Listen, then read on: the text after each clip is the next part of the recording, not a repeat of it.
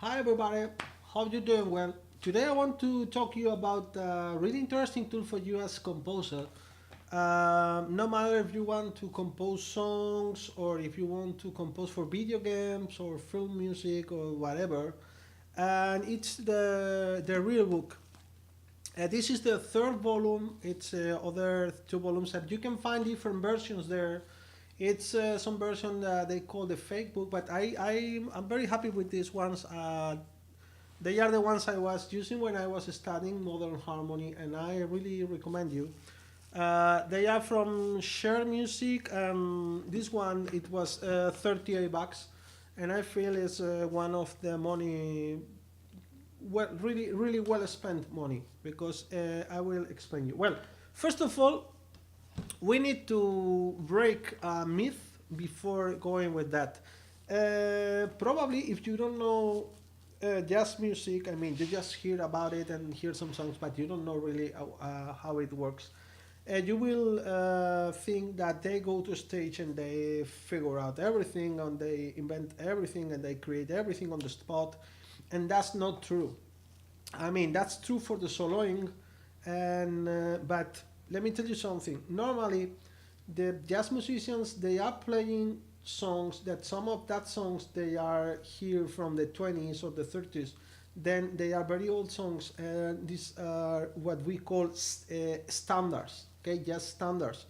Even with the passing of time, some new songs were added to this. I mean, the music, so the musicians of the swing era were playing kind of songs, very well known songs like popular songs, and then the bebop musicians take those chords and they make different things, and I will not enter on that because quite uh, it's quite long explanation, but they complicated the things.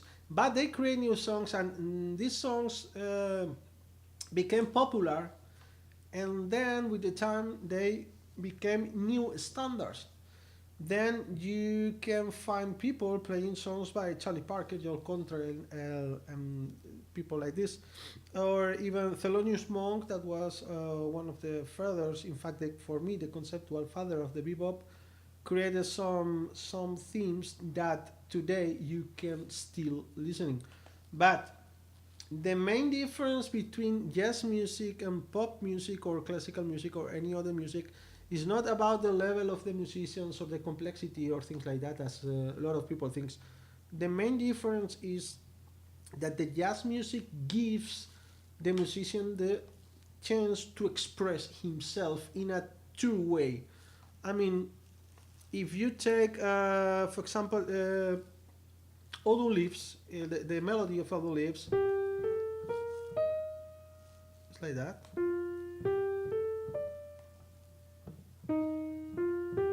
Very well known song, okay?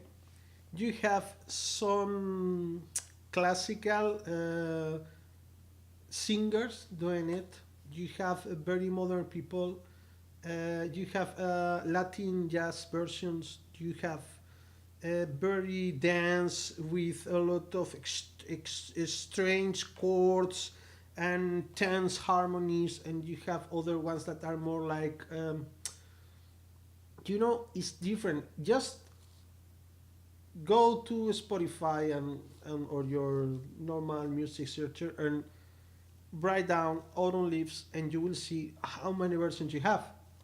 Especially if you look for interesting jazz musicians, you will find you can find very classical things with the strings and stuff like that, and you can find quite strange versions. I remember one guy I was he's a great musician. I was in a master class of jazz arrangements with him, and name is Mike Mossman.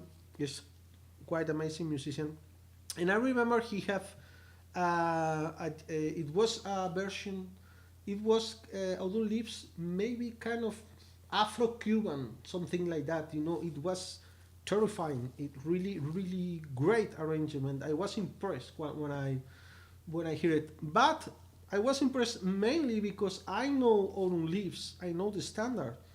Then when you know something very well and shows you something that you know, but they show you in a way that you never heard it before, you are impressed. And this is one of the things we have kind of a set of tunes that almost everyone knows, and the game is to show how you can do it. I mean, your version. Then, say that I need to explain that to make you understand the real book. What is the real book about? Well, I will show you now, and you will understand. This is what they have. See, you have just classics. You see there is the Blue Note era, and you have something from the swing era too. And you have choice standards. Choice standard is a selection of standards, as I'm saying from all the time. Then here you can see it says Motown and Pop Classics.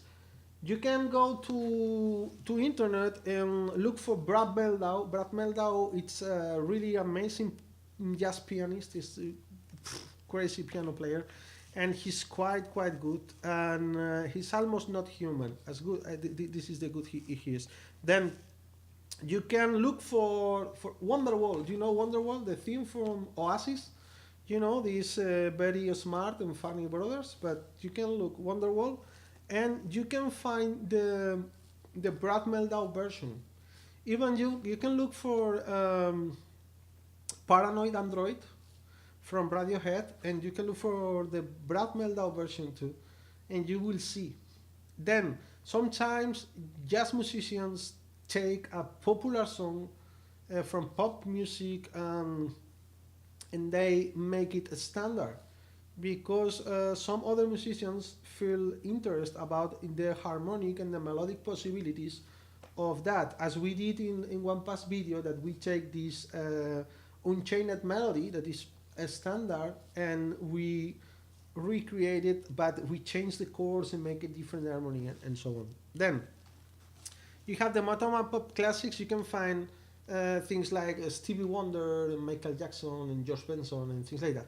And then you have the contemporary jazz. The contemporary jazz, as I said, the musicians are going, things are moving, then new songs are added to this set of songs. Then, why is this interesting for you? Maybe are you asking yourself? Because I don't like jazz and I don't know what Tony is trying to say. Well, if you go for a song like Caravan of Duke Ellington, it have a lot of mood, and it's normally very mysterious arrangement, that it have a very particular sound. But if you look for it here in the book, you will find this. Let me show you. Here is better. You see, you have the melody and the chords. Let's gonna see if you can hear. Just the melody and the chords, but you can see that chords are brightened down here. Sorry, up here. What? Here. For example, it says C7, but you can see in the stuff you just have the melody. You don't have any indication about how to play the chord. And that's the interesting thing, because if you are working with classical music, if you take stuff like that, the paper will tell you how to play everything. Everything is brightened. I mean, you have the chords. Normally, you don't have the chords. Even you have the melody, you have the inner voices, you have the bass line. Everything is brightened. Just read and play, and that's it. You know, you take and you start to play, and that's it. But the point here is, if you have, for example, like we said before, autumn leaves, okay? They just tell you the chords. Then, if you are playing alone with no band, okay? Then, of course, you should play the chord. Let's gonna use that voicings which we talk about in another video. That is the root, okay? But you are using the bass line too, because you're alone. But let's say that you are playing with a band. They have a bass player. you don't need to play the root. Then maybe you can go and make something like this. And this will be C minor. Tony, it doesn't sound like C minor. If I put the bass, but this, you don't need to play. Because you have, this is what we call rootless voicings. And it depends. Okay, if you play a note, a single note, it depends on the chord, it will have one sound or another. You see?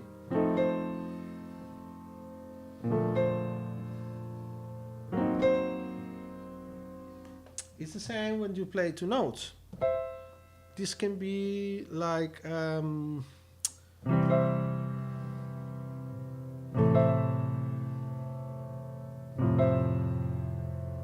you could go for something more complex. Like, let's say this one can sound good.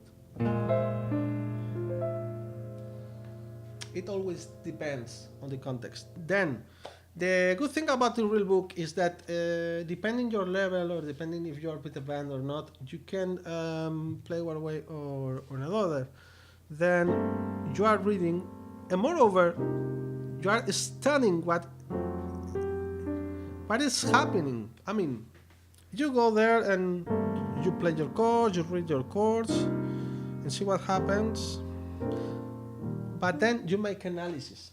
And this is the reason I'm showing you this one, the third volume, is because the other two volumes are full of notes and my writing, and I write a lot over them when I was studying. Because when I say this, first you will think like C minor and then F7 and then, but when you are analyzing, you see, okay, then this is 2, 5, 1. Then you know that if you are using this C minor is acting as a 2 inside of 2, 5, 1, 2, 5, 1, then it will have Dorian scale instead of having the normal Aeolian scale that you will play over. Okay, I will not enter on this but I want just to show you the point. This can help you to make analysis, and this can help you to show you different song structures, because normally in jazz you don't have in all the songs you don't have the habitual structure of a pop song, like verse and the verse and then the chorus and then the verse and then the chorus and then the bridge and then the chorus, half step, about, you know. Is different. Sometimes even they don't have a chorus. Autumn Leaves, for example, that doesn't have a chorus. It is everything we call the chorus we call to the full song, not just what you call the chorus in Spanish is estribillo. But okay, anyway, you will learn different forms. You will learn different chords. You will learn different harmonic relationships and different harmonic possibilities. Even in it's a good example. It doesn't happen always, but yes, here in the caravan that we were looking, you see here, I don't know if you will catch it, but here it says suggested scale for the solos. I mean, they tell you, okay, this is the melody, this is that. You can play this scale when you are soloing. Then it's giving you an idea. I really feel they are really interesting books, and they deserve the money.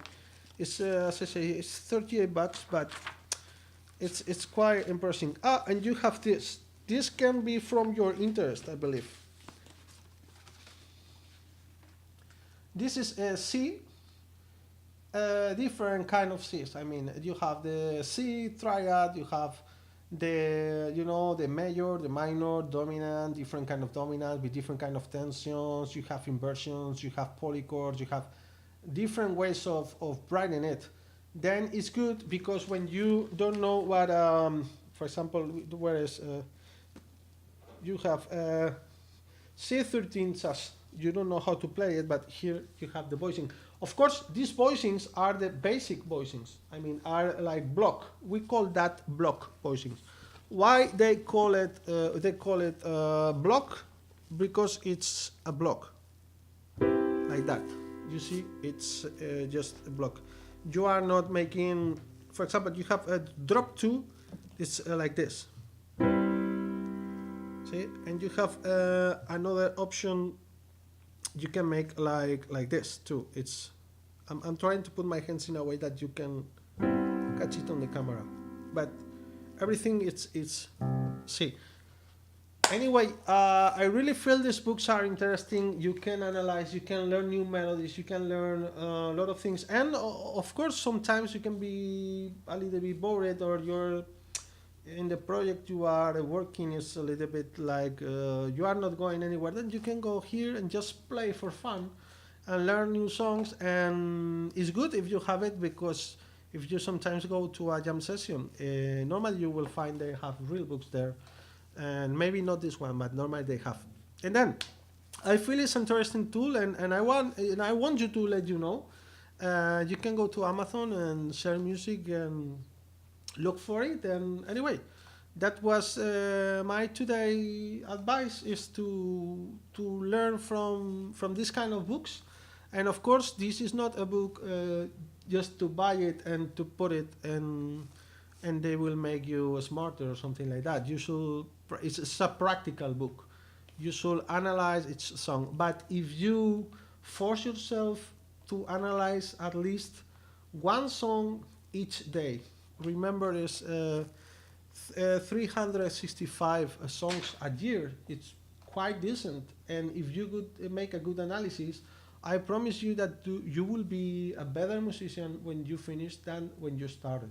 Then that's it. I hope you enjoyed, as always. See you next time.